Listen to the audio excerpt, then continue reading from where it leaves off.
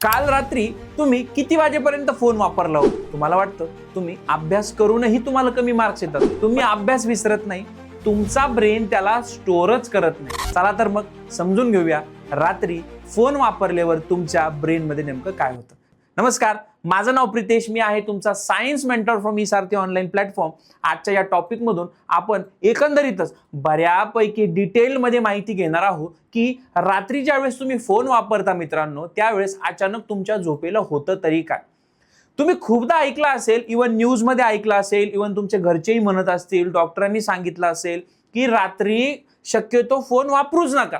आता होतं काय बघा, तुम्हाला कधी कधी असं जाणवत असेल की मी 5-10 मिनिटच फोन वापरला, पण मला जी झोप जनरली 9ला येते, 10ला येते, ती अचानक 12, 12:30, 1 वाजता तरी येईना का.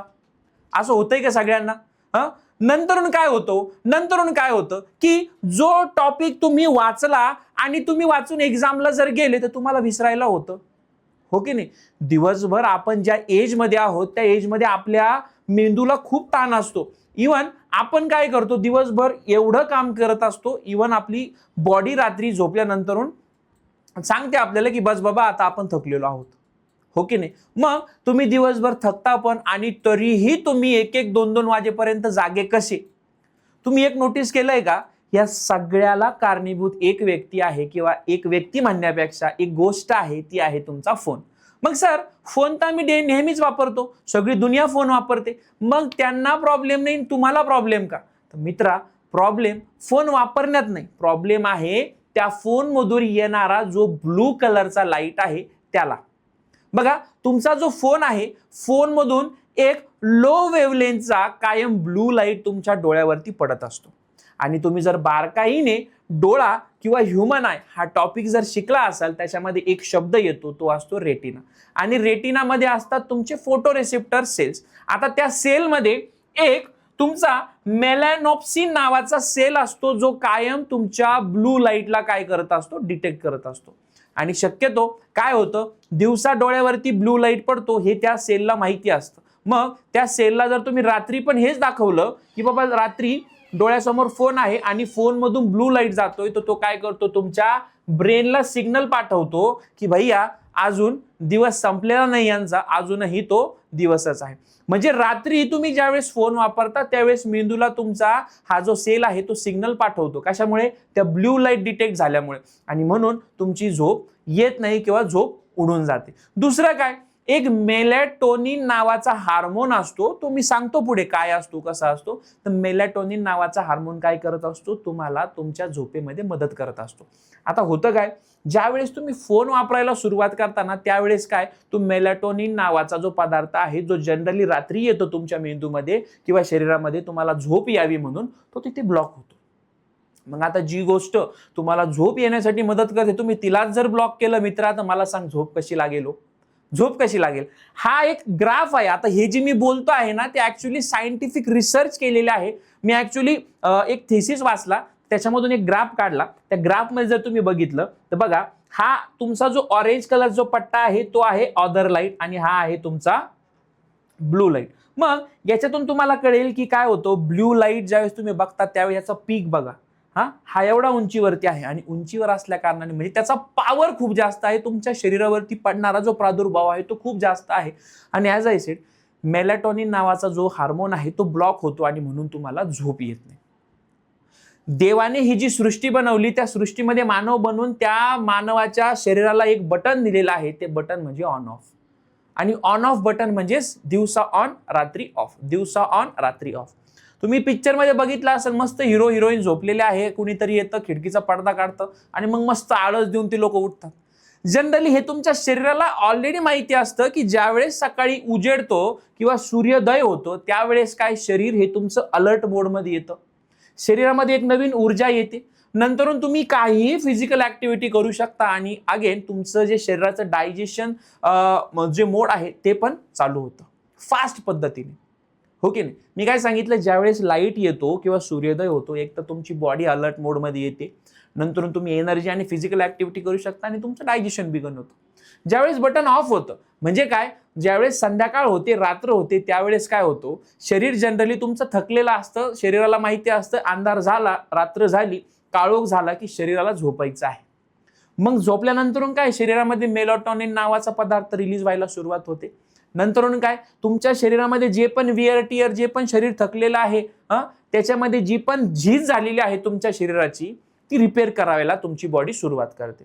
आणि अर्थातच आपले मोठे जे लोक आहेत, घरातले प्रौढ लोक, शिक्षक लोक, ते काय सांगतात, शक्यतो रात्री वाचून झोपत जा, जेणेकरून तुम्हाला रिकॉल करायला, सकाळी रिव्हिजन करायला सोपं जातं.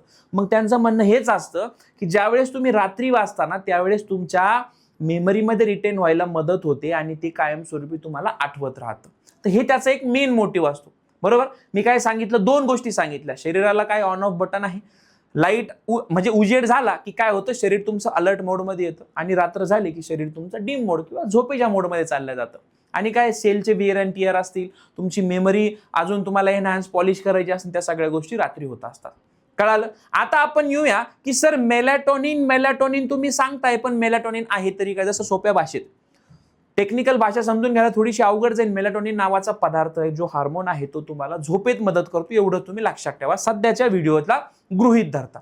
मग कंपॅरिझन बघू आपण. जर मेलॅटोनिन आहे आणि विदाऊट मेलॅटोनिन काय होऊ शकतं?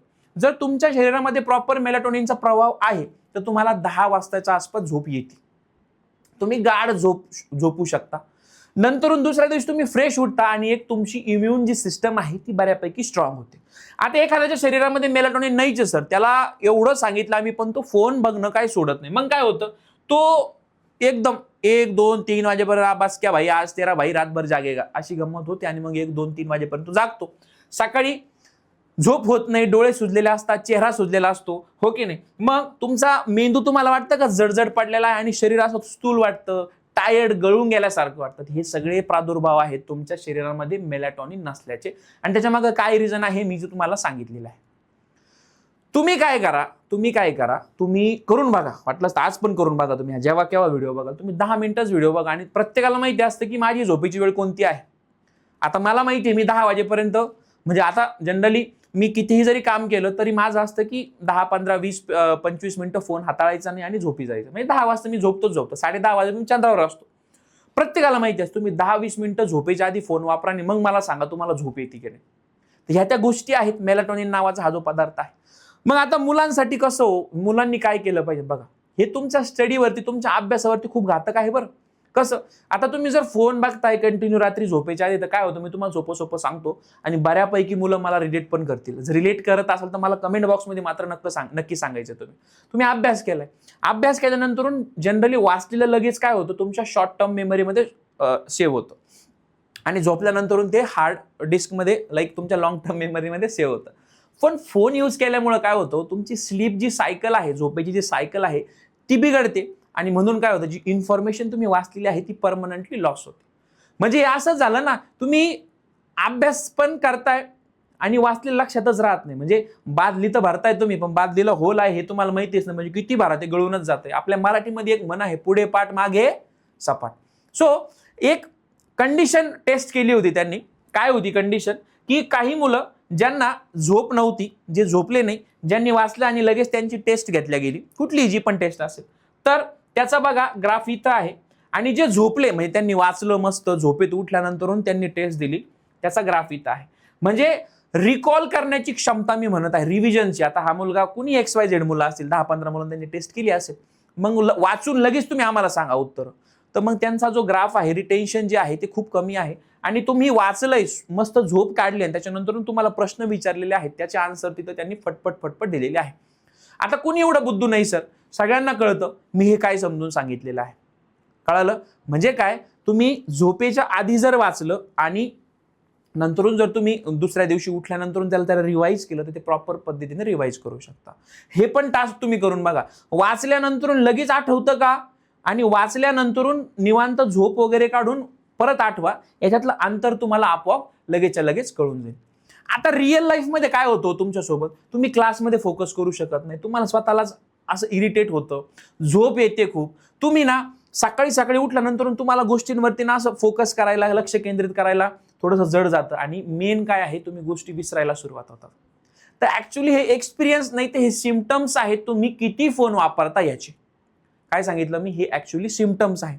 आता अगेन थोडेसे आकडे आणलेले आहेत. आकडे कोणते हो? झोपाळू आणि जे प्रॉपर झोपून उठलेले आहेत अशा मुलांवरती आपण टेस्ट केली, बरोबर. त्यांना वाचायला दिलं. मग मी जर सांगितलं की त्यांना आठवतंय किती, तर टक्का किती आहे? 61%. आणि जे प्रॉपर झोपेतून उठले त्यांचं किती आहे? 91. म्हणजे गॅप बघा तुम्ही. टेस्ट दिली, टेस्टचा स्कोर पण जे झोपलेले होते किंवा ज्यांची झोप होत नव्हती त्यांना 71%, नंतरून 92%. आणि जे प्रॉपर झोपेचा जर मुद्दा काढला आपण तर यांचा किती होता? 52 आणि यांचा किती होता? 83. म्हणजे तुम्हाला जर कमी झोप असेल तर काय होईल? एक तर तुमचं अटेन्शन स्पॅन कमी होईल, तुमचे मूड स्विंग होतील आणि मेन तुमची मेमरी तुम्हाला पटपट पटपट रिकॉल करायला, रिव्हिजन करायला अडथळा येईल. आता ह्या एज मध्ये आहोत आपण की इकडे मेमरी म्हटलं की तुमचं पूर्ण करिअर त्याच्यावरती डिपेंड असतं, करिअर त्याच्यावरती पूर्ण डिपेंड असतं. सो सांगण्याचं तात्पर्य काय आहे की झोप घेणं म्हणजे खूप इम्पॉर्टंट आहे. आणि झोप घेऊन जर तुम्ही म्हणजे अभ्यास आधी केला, मग झोप घेतली आणि मग रिकॉल जर केलं तर गोष्टी तुम्हाला खूप छान पद्धतीने आठवतील, गोष्टी तुम्हाला खूप छान पद्धतीने आठवतील, हो की नाही. मग आता जे टॉपर मुलं असतात जनरली काय करतात तो, आता सगळेच टॉपर रिलेट करतील असंही नाही, काही काही रिलेट करतील असं होऊही शकतं. तर बघा, झोपण्यापूर्वी जर तुम्ही 1 घंटा फोन जर बाजूला ठेवला ना तर तुमच्या शरीरामध्ये मेलॅटॉनिन नावाचा जो पदार्थ आहे तो यायला नॅचरली सुरुवात होते, बरोबर. आता तुम्ही म्हणाल नाही ना सर फोन शिवाय होतच नाही ना, मग तुम्ही काय करू शकता? फोनचा लाईट डिम करा किंवा भरपूर सारे ना फिल्टर्स येतात सध्याला. ते फिल्टर्स काय करतात? तो फोनचा हा जो ब्ल्यू लाईट आहे त्याला कमी करतात. काय करतात? कमी करतात. रात्री झोपण्यापूर्वी तुम्ही काय करा? घंटाभर थोडी लाईट डिम करा किंवा जो झिरोचा बल्ब असतो निळा पिवळा ना, ते झिरोचे बल्ब आता बऱ्यापैकी ग्रामीण भागातले मग रिलेट करतील, तो लावून ठेवा.